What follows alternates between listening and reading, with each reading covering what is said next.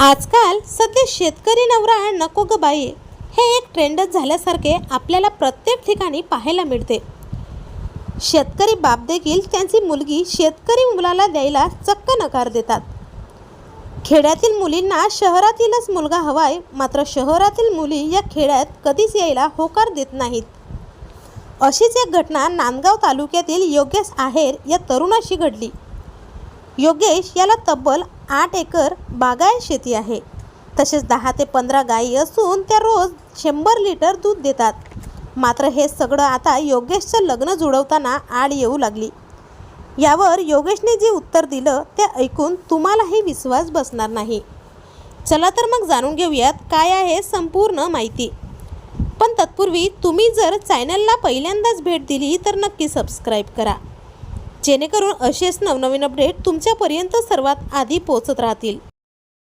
योगेशने म्हटलं की शेतकऱ्याची मुलं शहरात कामासाठी जातात, त्यांच्या मुली शेतकरी नको म्हणतात।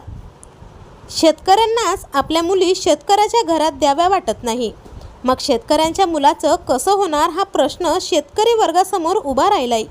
असे मला 1-2 नाही तर अनेक अनुभव आलेत। त्यानंतर योगेशने एक मोठे पाऊल उचलले। त्याने अनाथालयातील एका मुलीशी लग्न केला। त्या मुलीचं नाव माहेश्वरी आहे। माहेश्वरी ही लहानाची मोठी देखील अनाथालयातच झालेली आहे। तिला आई वडील देखील नाहीत। माहेश्वरी ही अतिशय संस्कारी आणि गुणी मुलगी आहे।